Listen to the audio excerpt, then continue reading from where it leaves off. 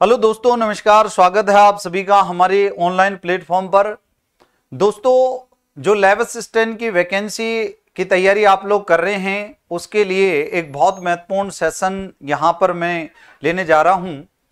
जो विद्यार्थी ज्योग्राफी से तैयारी कर रहे हैं उनके लिए मैं बता दूं, सबसे जो उनके लिए स्कोरिंग जो पार्ट है, सबसे अच्छा जो उनके लिए पार्ट है और सबसे जो डिफिकल्ट पार्ट है, वो पार्ट है किसका? कार्टोग्राफी का। जो विद्यार्थी फर्स्ट ग्रेड से तैयारी कर रहे हैं ज्योग्राफी से, और जो विद्यार्थी लैब असिस्टेंट की तैयारी कर रहे हैं ज्योग्राफी से, उनके लिए ये बहुत महत्वपूर्ण पार्ट होने वाला है। और दोस्तों, आप लोगों को मैं बता दूं कि आज का अपना जो पहला टॉपिक रहेगा वो रहेगा मापक। मापक अपन यहां पर डिस्कस करेंगे दोस्तों। तो हेडिंग रहेगी अपने मापक, इसकी मापक। सर, कार्टोग्राफी वाला जो ये पार्ट है, आप बिल्कुल बेसिक से पढ़ोगे, बिल्कुल सामान्य से पढ़ोगे, और सबसे गजब की बात कि जीरो से लेकर हाई लेवल तक की अपन बात करेंगे। और जितना भी सामर्थ्य, जितनी भी शक्ति है, मैं पूरी की पूरी इस क्लास के अंतर्गत झोंकने वाला हूं। और लास्ट तक इस वीडियो में बने रहें अगर आप लैब असिस्टेंट की तैयारी कर रहे हैं और इस प्रकार की क्लास ढूंढ रहे हैं। तो बहुत सारे विद्यार्थियों के लिए बहुत सारे टीचर जो है अलग अलग यूट्यूब चैनलों पर, ऑनलाइन प्लेटफॉर्म्स पर पढ़ा रहे हैं, परंतु दोस्तों इस प्रकार की क्लास आपके लिए बहुत कम प्लेटफॉर्म पर मिलने वाली है जो कि प्रैक्टिकल से संबंधित है। कक्षा 12th में, कक्षा 11th में इस प्रकार का आपने कॉन्सेप्ट पढ़ा होगा। कक्षा 11th में चलता है ये कॉन्सेप्ट मापक वाला, कक्षा 11th में सिखा दिया जाता है अच्छे टीचरों के द्वारा, उचित टीचरों के द्वारा। और जो भाई साहब टीचरों ने सिखाए नहीं तो बात अलग है। सबसे पहले बात आती है परिभाषा की। सर, परिभाषा क्या है? तो दोस्तों, परिभाषा है धरातल पर किन्हीं दो स्थानों के बीच की दूरी, किन्हीं दो स्थानों के बीच की दूरी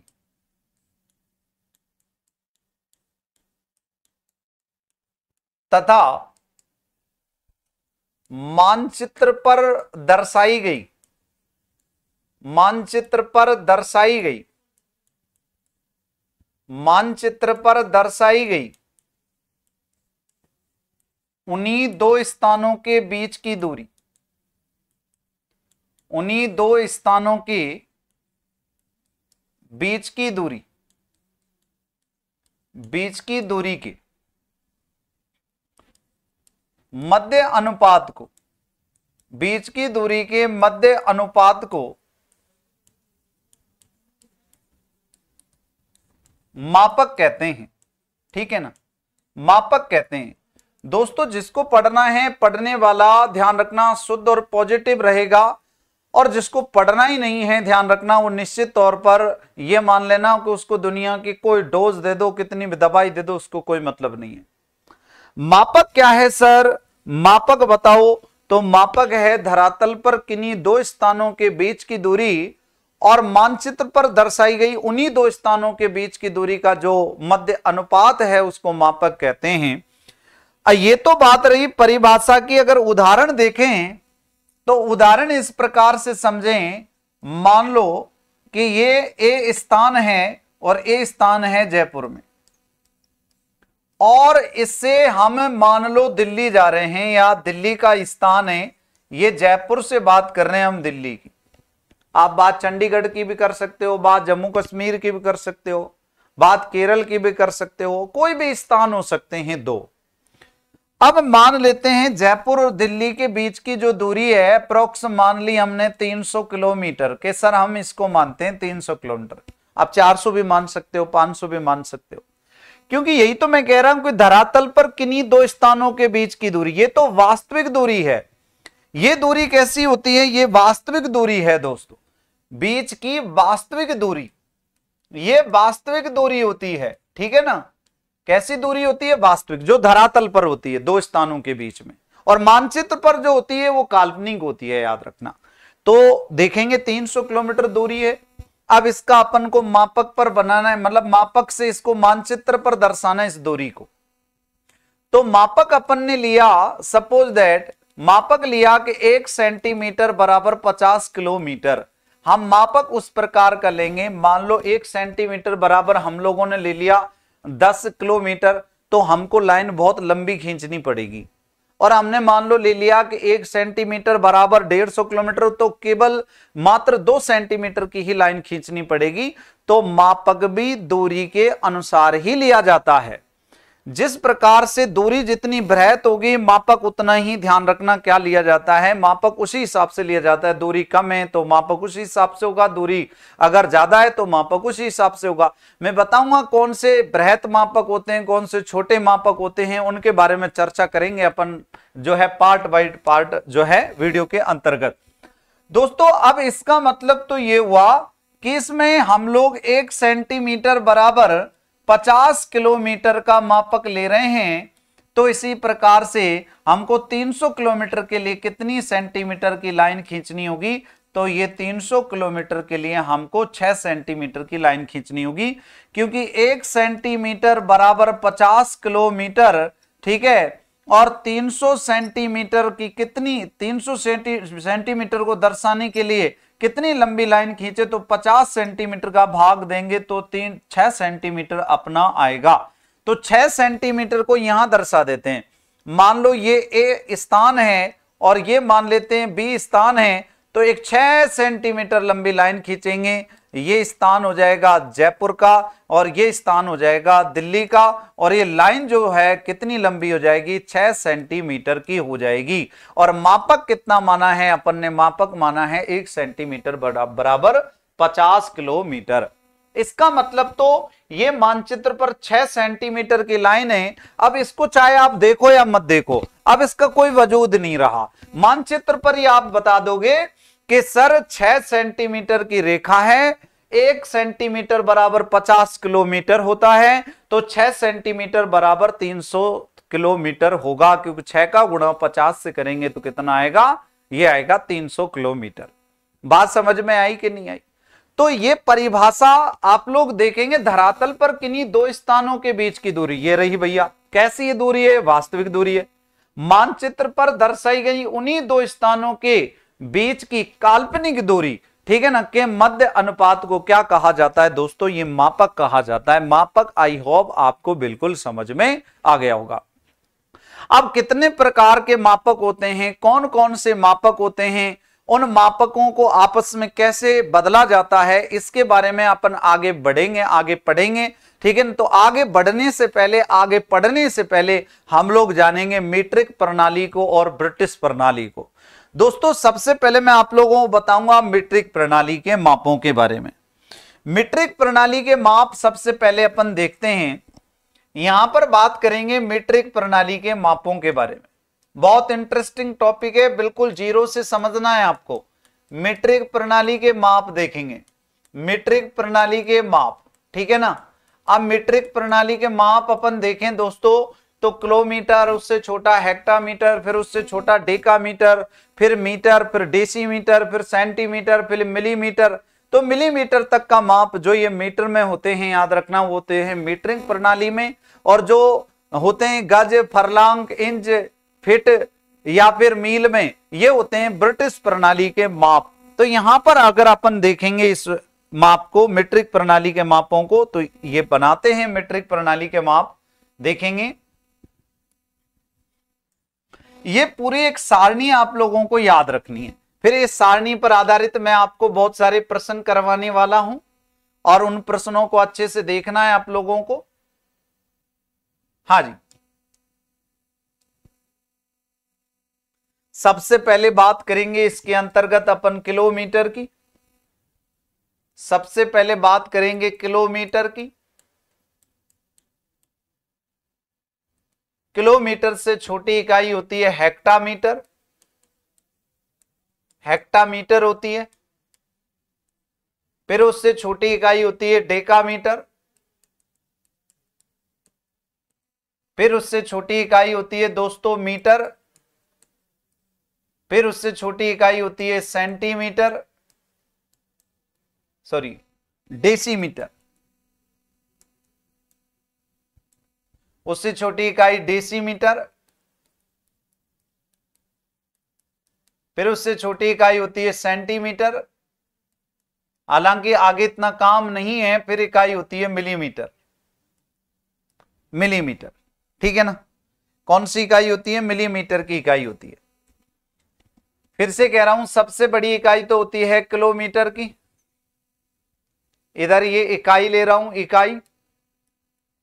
फिर होती है हेक्टामीटर की, हेक्टामीटर से छोटा होता है डेकामीटर, डेकामीटर से छोटा होता है मीटर दोस्तों, मीटर से छोटा होता है डेसीमीटर, और डेसीमीटर से छोटा होता है दोस्तों कौन सा? मिलीमीटर, मिलीमीटर होता है। अब इन मापों को यहां पर भी लिखता हूं। सबसे पहले बात करेंगे किलोमीटर की, फिर बात करेंगे हेक्टामीटर की, फिर बात कर रहा हूं डेकामीटर की, फिर बात कर रहा हूं दोस्तों मीटर की, फिर बात कर रहा हूं दोस्तों डेसीमीटर की, फिर बात कर रहा हूं दोस्तों सेंटीमीटर की, और फिर बात कर रहा हूं दोस्तों मिलीमीटर की, मिलीमीटर की। सबसे पहले देखेंगे किलोमीटर। किलोमीटर वाला माप अपन सबसे पहले देखेंगे। अच्छे से देखना पूरी सारणी को, और किस प्रकार के सवाल इस सारणी पर पूछे जाते हैं ये भी आप लोग ध्यान रखेंगे। बहुत ही इंपॉर्टेंट है। जो विद्यार्थी फर्स्ट ग्रेड ज्योग्राफी से तैयारी कर रहे हैं और जो विद्यार्थी जो है लैब असिस्टेंट से तैयारी कर रहे हैं, उनके लिए बहुत महत्वपूर्ण क्लास ये होने वाली है।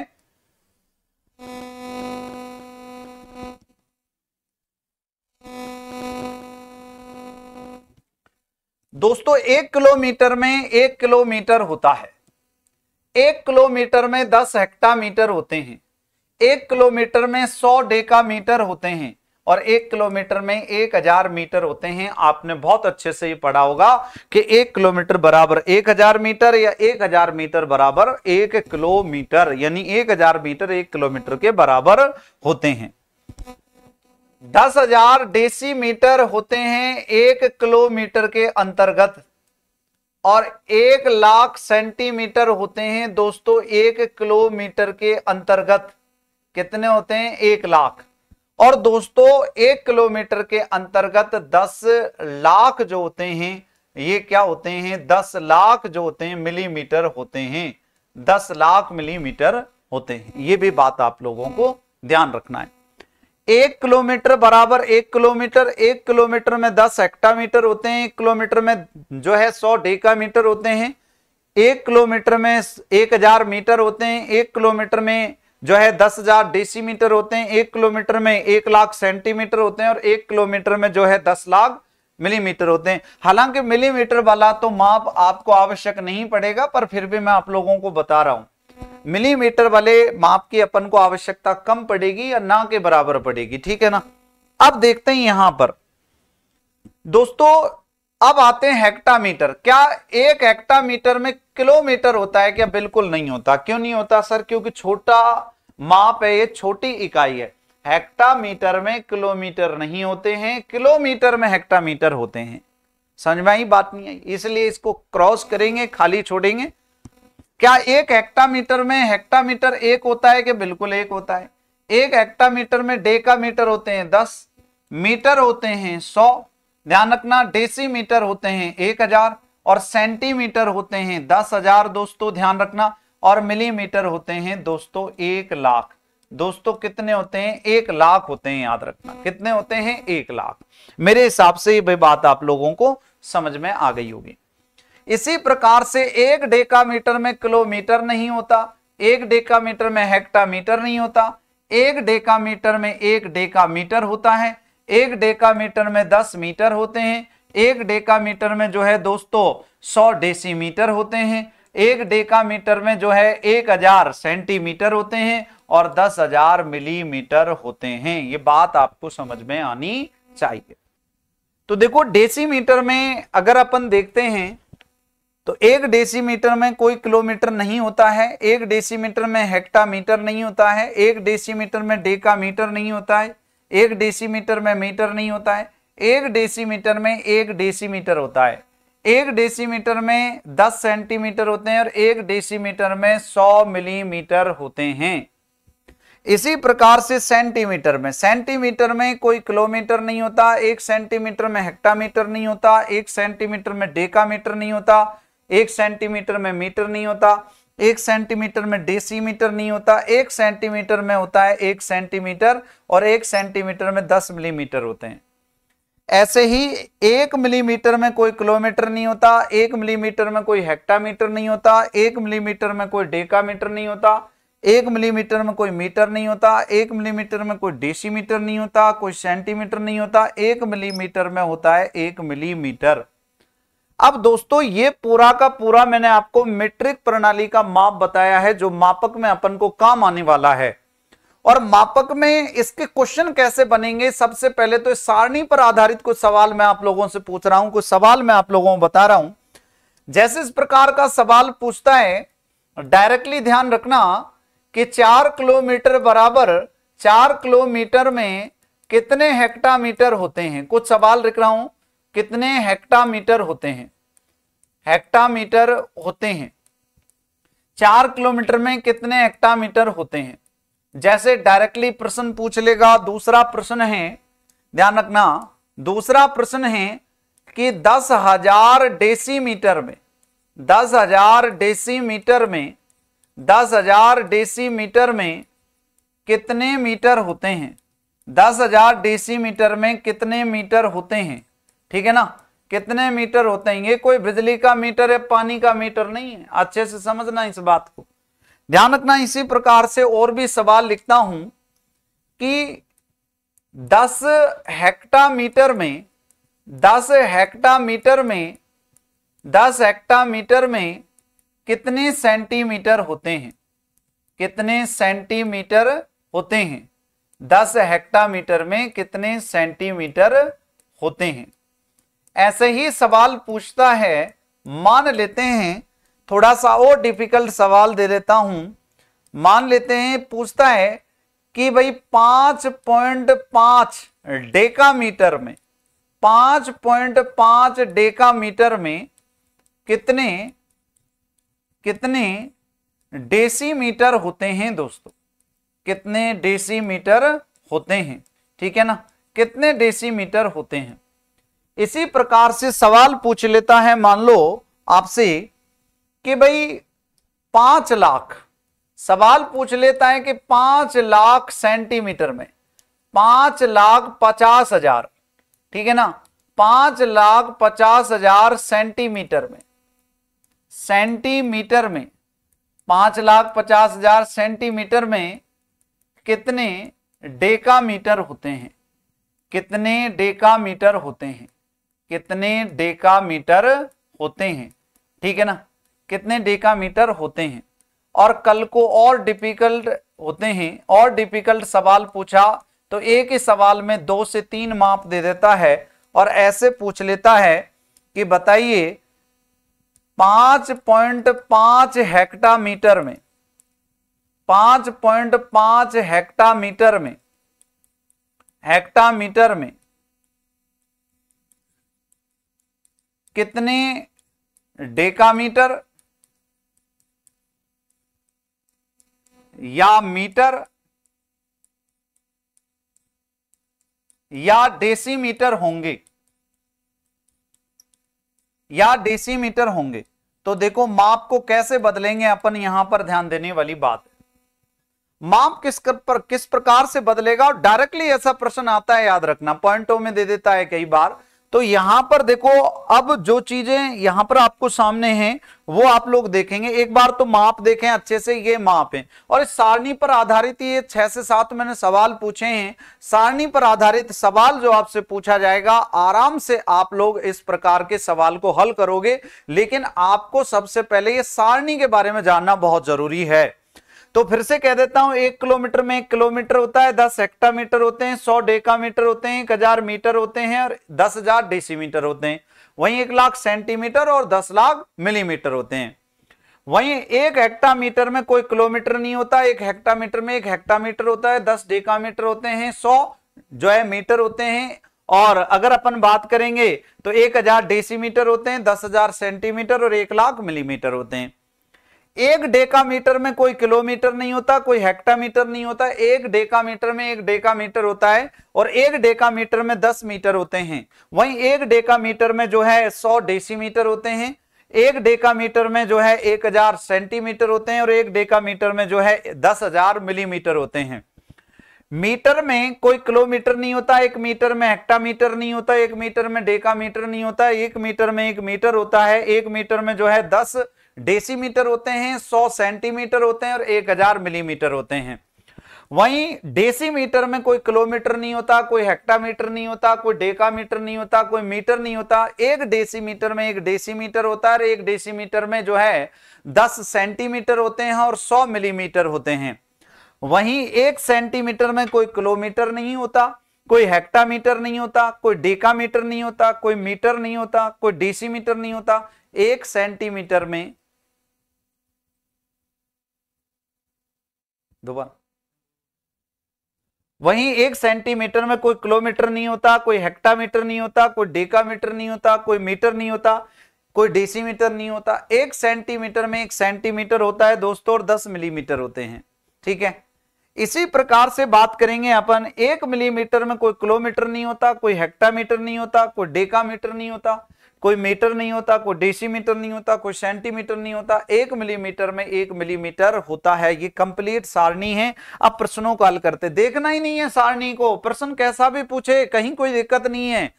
बेटा 4 किलोमीटर में कितने हेक्टामीटर होते हैं? अरे टू द पॉइंट, आंसर किस प्रकार से निकालेंगे इसका कि 1 किलोमीटर बराबर 1 किलोमीटर बराबर 10 हेक्टामीटर, 10 हेक्टामीटर। तो अपन क्या करेंगे यहां पर, अपन क्या करेंगे, 1 किलोमीटर में जब 10 हेक्टामीटर बनते हैं तो 4 किलोमीटर बराबर कितने हेक्टामीटर ये पूछा है। तो 1 में 4 है तो 4 का गुणा 10 से करेंगे तो अपना कितना आ जाएगा, 40 हेक्टामीटर आ जाएगा। कहीं कोई दिक्कत नहीं है। अगर वापस ये पूछता कि 40 हेक्टामीटर में कितने किलोमीटर हैं, तो 40 जब 10 हेक्टामीटर का 1 किलोमीटर बनता है तो 40 में 10 का भाग देते थे, 4 आ जाता, 4 किलोमीटर आ जाता, उल्टा कर देते तब इसको। यहां पर अगर बात करेंगे अपन 10,000 डेसीमीटर में कितने मीटर होते हैं, बहुत अच्छा सवाल है।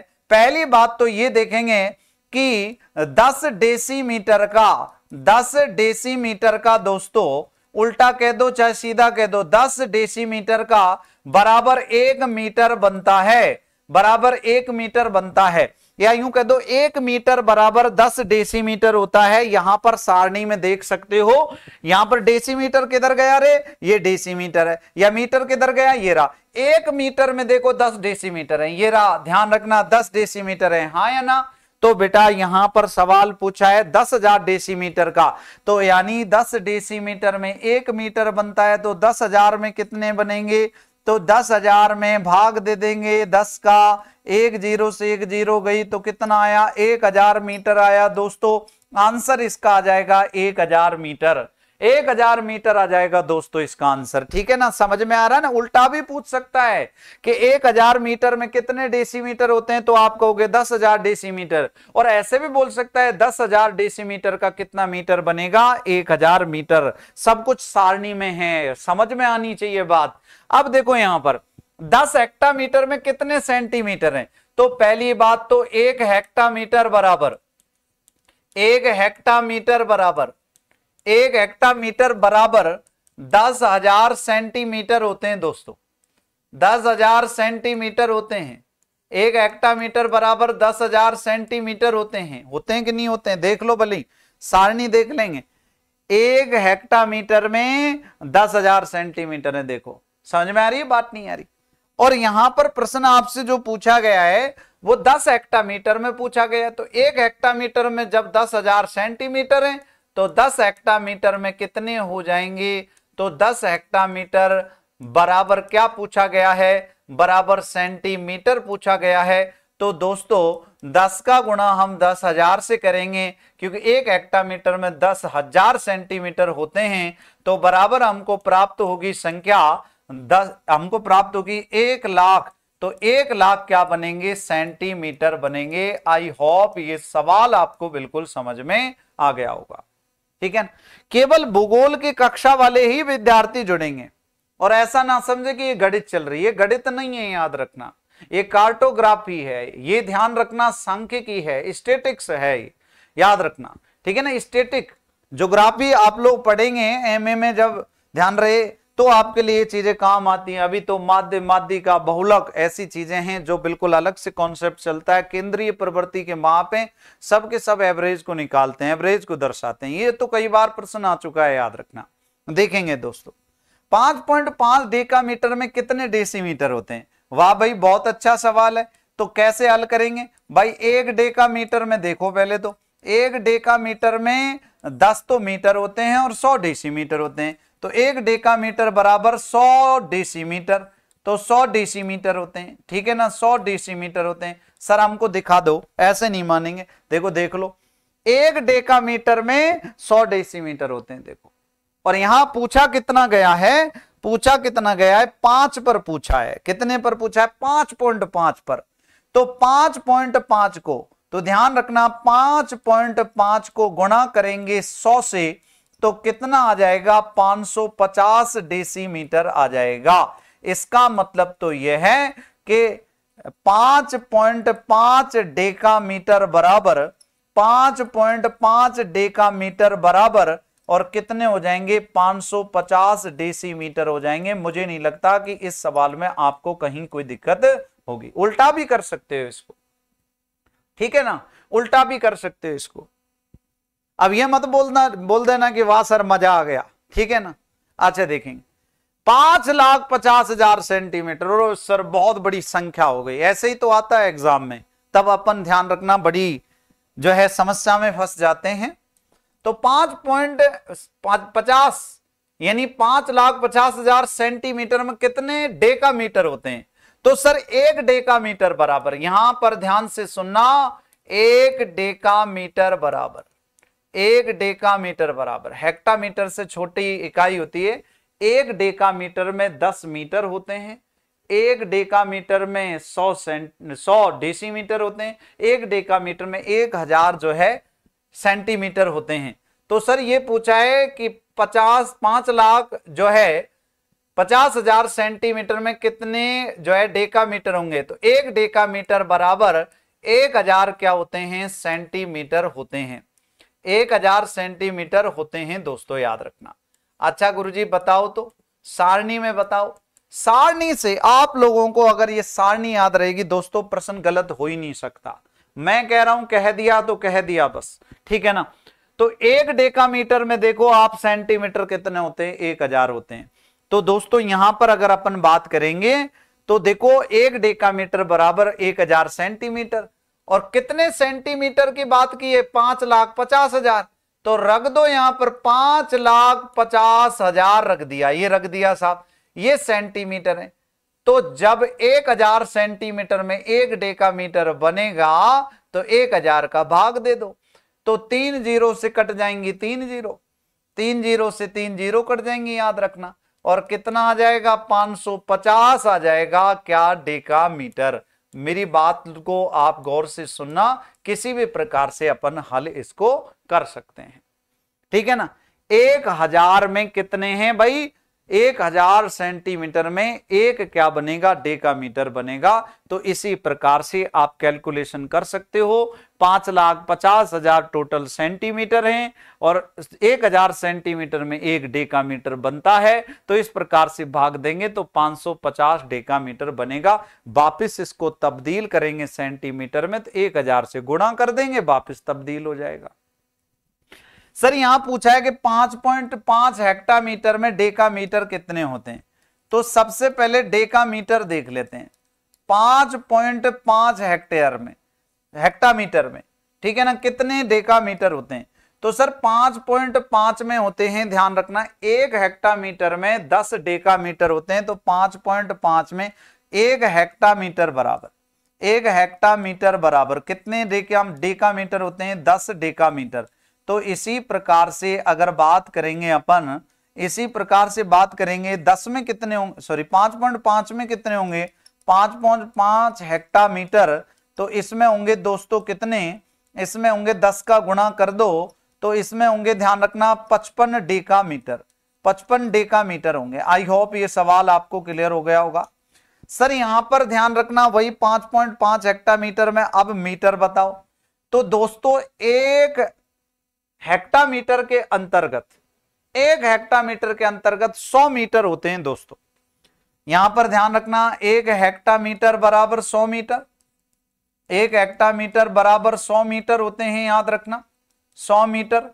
तो इसी प्रकार से अगर अपन लोग बात करेंगे यहां पर, तो 5.5 हेक्टामीटर बराबर कितने मीटर होंगे, हेक्टामीटर।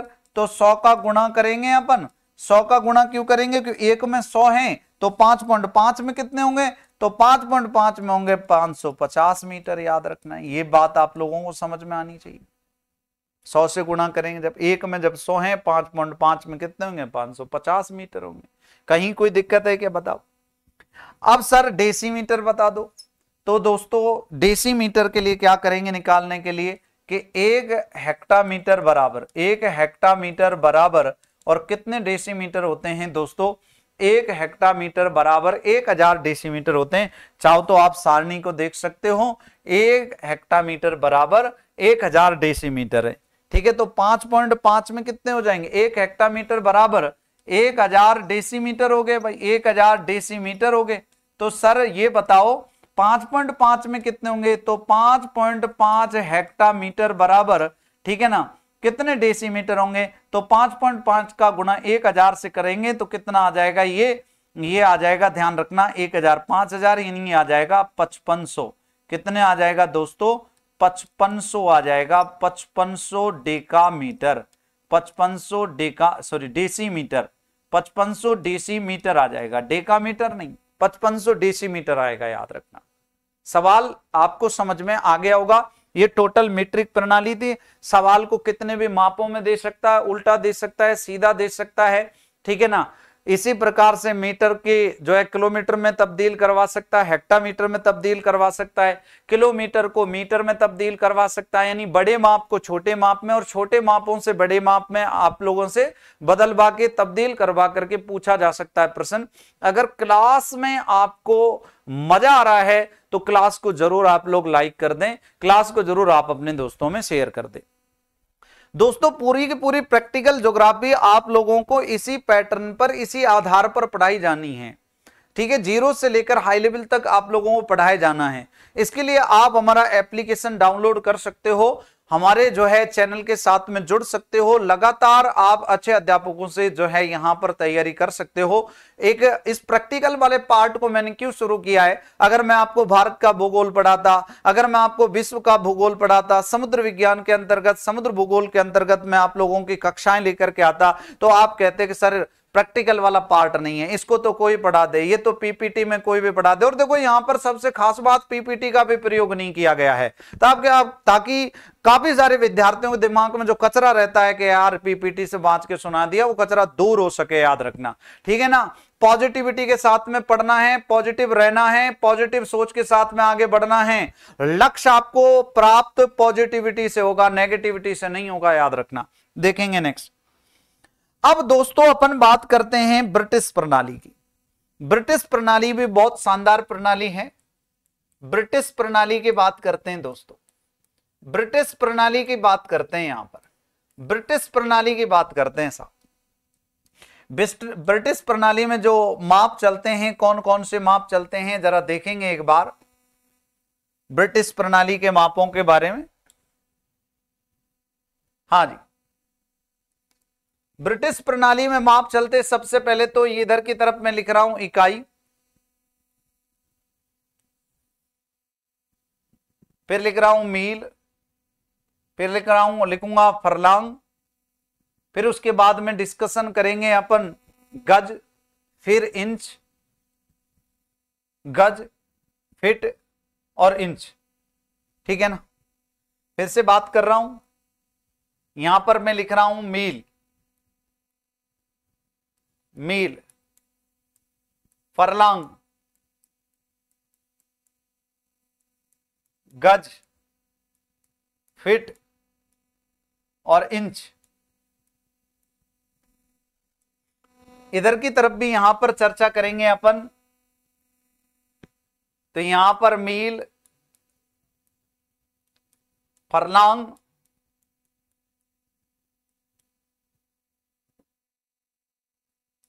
गज, फिट और इंच।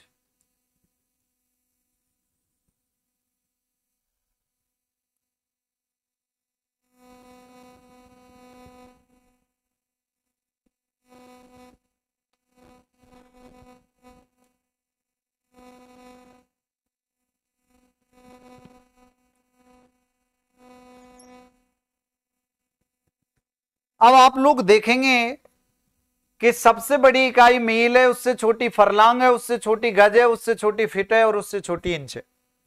ठीक बात। और अगर अपन देखें यहां पर तो एक मील में एक मील होता है, याद रखना ये इकाई है, ध्यान रखना। और इकाई का कॉलम अपन को खाली छोड़ देना, ये इकाइयां हैं। एक मील में फरलांग कितने होते हैं सर? 8 फरलांग होते हैं। सर कितने फरलांग होते हैं? 8 फरलांग होते हैं, याद रखना। कितने होते हैं? 8 फरलांग होते हैं। 1760 गज होते हैं। कितने गज होते हैं? 1760 होते हैं, याद रखना। और आप लोगों को पता है 1760 गज एक फरलांग, इसमें एक मील में होते हैं, तो वही 5280 फिट होते हैं, याद रखना। कितने? 5280 फिट होते हैं दोस्तों। और 63,360 होते हैं इंच। फिर से आप लोग देख लेंगे, एक मील में एक मील होता है, एक मील में 8 फरलांग होते हैं, एक मील में 1760 गज होते हैं, 5280 फिट होते हैं और 63,360 जो है इंच होते हैं, याद रखना। समझ में आई कि बात नहीं आई? अब देखेंगे दूसरी बात कि एक मील में, मतलब एक फरलांग में कोई मील नहीं होता, एक फरलांग में एक फरलांग होता है और एक फरलांग में 220 गज होते हैं और 660 फिट होते हैं। 220 गज और 660 होते हैं फिट। और ध्यान रखना 7900, ध्यान रखना 20 इसमें होते हैं इंच। कितने होते हैं? 7920 इंच होते हैं दोस्तों, याद रखना 7920 इंच होते हैं। क्या एक गज में मील होता है? जी नहीं। एक गज में फरलांग होता है? जी नहीं। एक गज में एक गज होता है ना? एक गज में एक गज होता है। और एक गज में फिट कितने होते हैं दोस्तों? 3 फिट होते हैं, ध्यान रखना। और 3 फिट, एक फिट में ध्यान रखना 12 इंच होते हैं, तो ध्यान रखना एक गज में कितने इंच हो जाएंगे? 36 इंच हो जाएंगे। क्या एक फिट में मील होता है? जी नहीं। एक फिट में फरलांग होता है? जी नहीं। एक फिट में गज होता है क्या? जी नहीं। एक फिट में एक फिट होता है और 12 इंच होते हैं, याद रखना दोस्तों। एक मील में, क्या एक इंच में एक मील होता है क्या? जी नहीं। एक मील में, सॉरी, एक इंच में फरलांग होता है क्या? जी नहीं। एक जो है इंच में गज होता है क्या? जी नहीं। एक गज में फिट होता है क्या? जी नहीं। एक इंच में होता है 1 इंच। अच्छे से समझना, बात को याद रखना। एक मील में एक मील होता है, एक मील में 8 फरलांग होते हैं, एक मील में जो है 1760 गज होते हैं, एक मील में 5280 फिट होते हैं। इसी प्रकार से एक मील में 63,360, कितने? 63,360 इंच होते हैं। एक फरलांग में कोई मील नहीं होता, एक फरलांग में एक फरलांग होता है, एक फरलांग में जो है 220 गज होते हैं, एक फरलांग में 660 फिट होते हैं और एक फरलांग में 7920 क्या होते हैं? इंच होते हैं, याद रखना। ऐसे ही एक गज में कोई मील नहीं होता, एक गज में कोई फरलांग नहीं होता, एक गज में एक होता है गज और एक गज में 3 फिट होते हैं और एक गज में 36 होते हैं इंच। ठीक है ना? एक फिट में कोई मील नहीं होता, एक फिट में कोई फरलांग नहीं होता, एक फिट में कोई गज नहीं होता, एक फिट में एक फिट होता है और एक फिट में 12 इंच होते हैं। एक इंच में कोई, ध्यान रखना, मील नहीं होता, एक इंच में कोई फरलांग नहीं है, एक इंच में कोई गज नहीं है, एक इंच में कोई फिट नहीं है, एक इंच में होता है 1 इंच, याद रखना। और दोस्तों अब सवाल कैसा पूछता है, ये जो है आपकी ब्रिटिश प्रणाली है।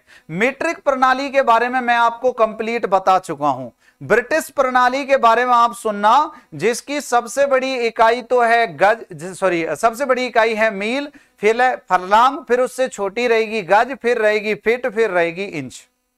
और कौन सा माप कितने में क्या होता है ये कंप्लीटली सारणी के अंतर्गत मैं बता चुका हूं।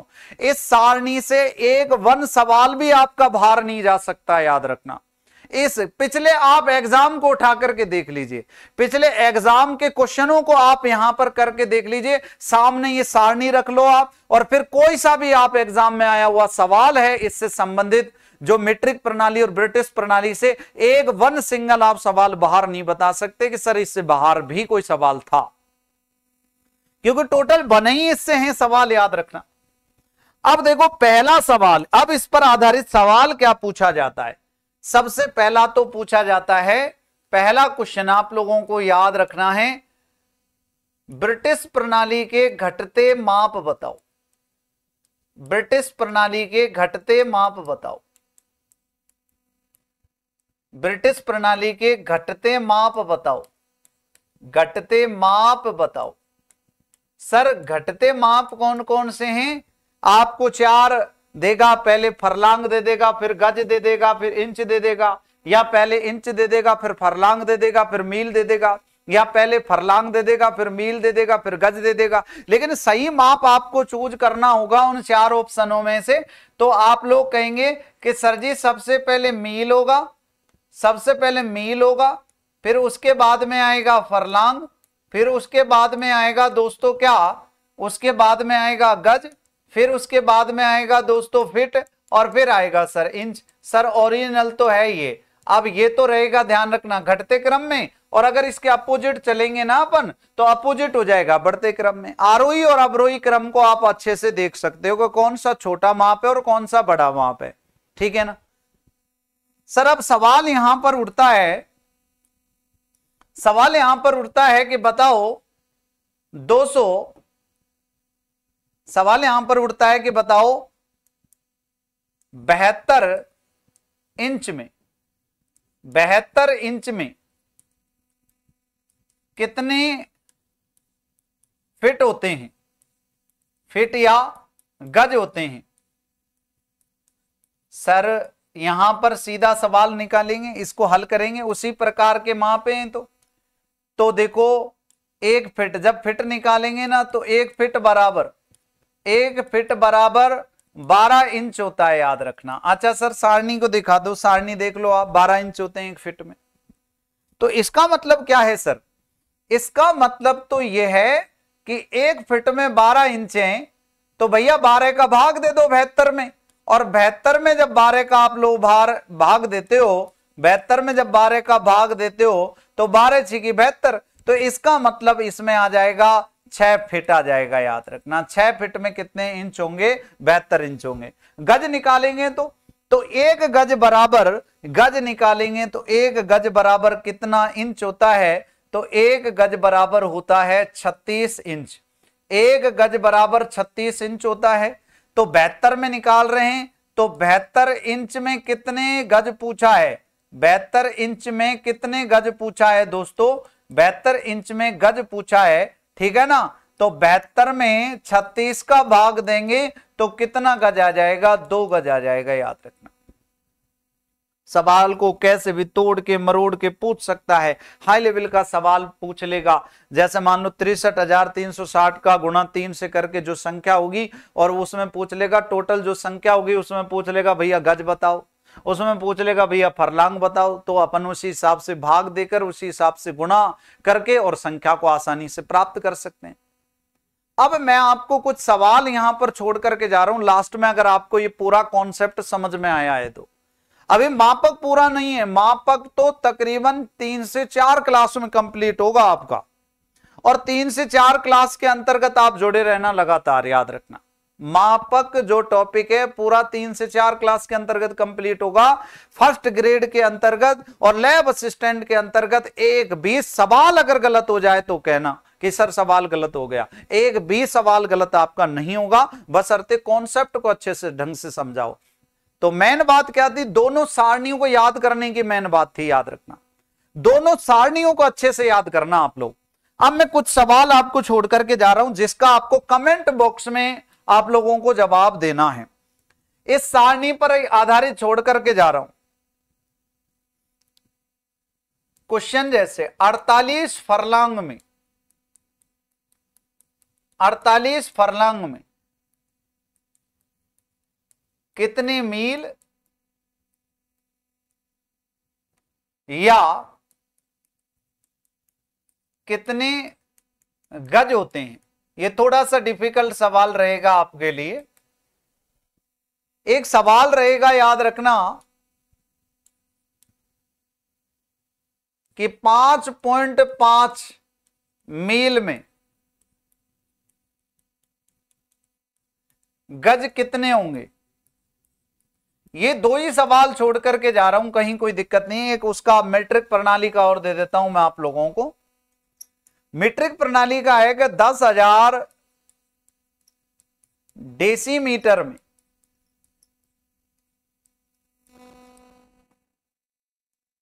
हेक्टामीटर कितने होंगे। हेक्टामीटर कितने होंगे?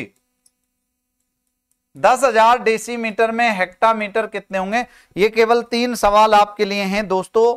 मुझे नहीं लगता कि इन 3 सवालों में आपको कहीं कोई दिक्कत आएगी, ठीक है ना। तीनों सवाल आप अच्छे से हल कर सकते हो। तीनों सवाल के लिए आपको दोनों सारणी बहुत अच्छे से क्लियर करने की आवश्यकता है। मैंने आपको कंप्लीटली पढ़ा दी है। ये पीडीएफ आपको जो है मिल जाएगी। और आप लोग हमारे दिव्य दृष्टि जो चैनल है, याद रखना, उसको सब्सक्राइब करें।